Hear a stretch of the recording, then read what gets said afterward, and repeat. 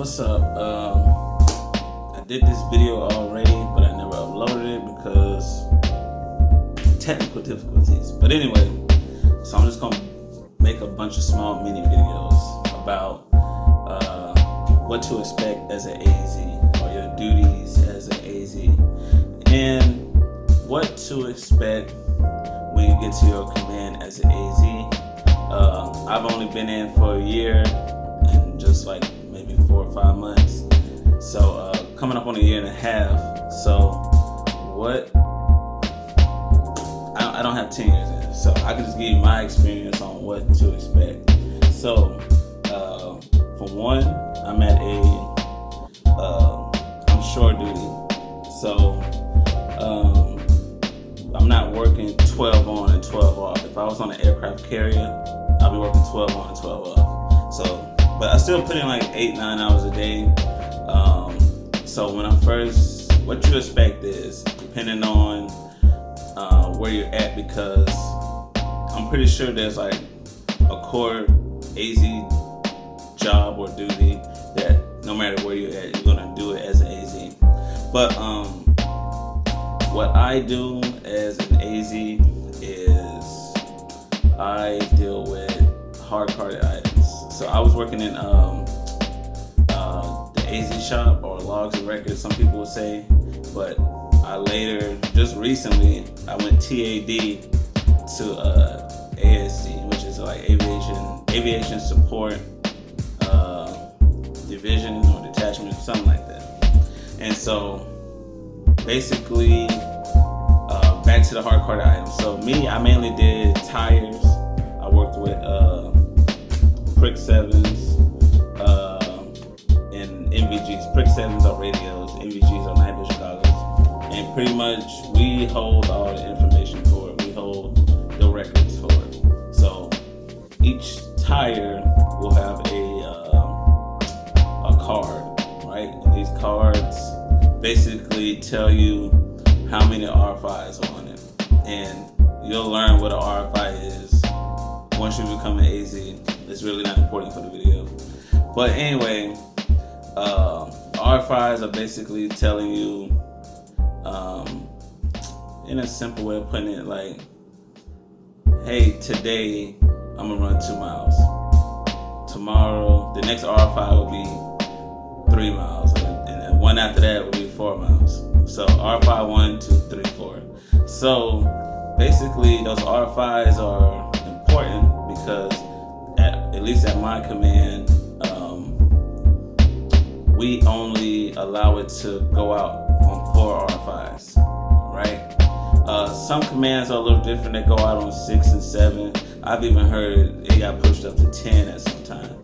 But my command, we only do it 4 times, right? On that 5th RFI, we're gonna overhaul it. And basically, overhauling it is pretty much getting rid of the tire in some cases. But pretty much it'll go out, the tire will go out on the jet, fly so many hours, come back, we'll RFI it, boom, it's on the 2nd RFI. They'll do a little tune-up or whatever they do at the tire shop. You know, I don't know what goes on in the tire shop. All I'm doing is verifying the RFI for them, making sure everything is correct as far as when the tire was built, when did it ever get to us, when was it installed, how many RFIs it have, and that's pretty much what I do as far as tires. Also, what we do is, the whole tire thing is very important, because you don't want to, like, okay, I was in ASD. I was training in ASD before I got switched there. And we had a situation where the squadron couldn't find the card. Or, no, the squadron had the card, but they didn't want to go, the LSs or whoever didn't want to, they thought the squadron was too far away to go get the card. And so, LS, a first class, he was like, well, don't y'all scan these cards? I'm like, yeah. He's like, well, a scanned copy is just the replica of the card that's down there. He was like, why don't we just scan a new one, or get that scanned copy printed, and we have a new card. Me knowing better, because I was like, I'm like, what did you just say? Like, nah, but he's a LS. He doesn't really know what's important to AZ like that. He just knows we do certain things, you know. And so I was like, nah. I'm not finna do that because that's mind you, I'm just an E2. He's a first class. You know, if I didn't know any better, I would have just took his word for it and been like, oh yeah, okay, let's do that. But being that, you know, I kind of know my job already, I'm like, nah, I'm not finna do that. And he's like, why not? I'm like, I'm not finna have 2 cards floating around, because if we got 2 cards floating around, one of these cards is going to be accurate and one is going to be wrong, right? So let's say that card at the squadron never gets updated, but this new copy that I have, I'm constantly updating it with the new ARC-5s, right?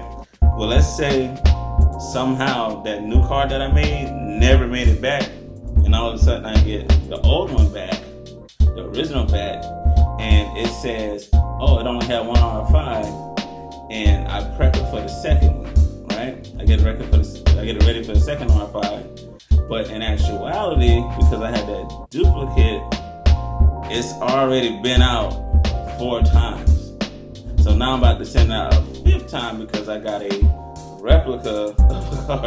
You know, there's 2 cars floating around, you know. So next thing you know, you have a bad tire on a jet, and next thing you know, this jet comes to land wherever it may land, and land on an aircraft carrier, and as it's landing, the tire comes off or the tire explodes or whatever, and you know, next thing you know, the jet is flying off the edge of the ship, you know.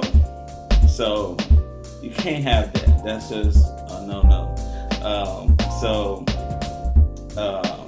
If you ever run into something like that, especially when it comes to duplicates, you never want to have 2 things flying around the commands of the squadron. You don't want to have 2 of the same things flying around. Like, you don't want to have that.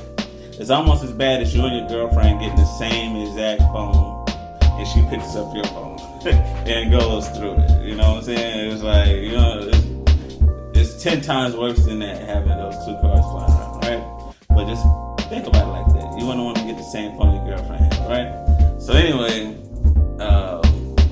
also what we deal with a lot of gear. So we're pretty much like, in a lot of records, we're like the, what you want to call it? I mean, we're aviation administrators. So, okay. So basically, we're like the middleman, or the middleman between the squadron and the work center.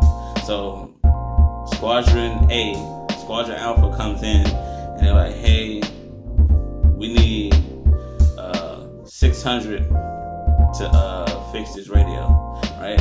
So they bring us to the radio. They bring us a work requesting that work is done on this radio, right? So it's my job to get the work request, verify it, get it approved, saying like, okay, we'll cut this work request for you. But before we can even do that, we need to call the work center. So boom, I'm gonna call 600 and let them know, hey, we got Squadron Alpha down here with these radios. We need you to come down here so you can accept it.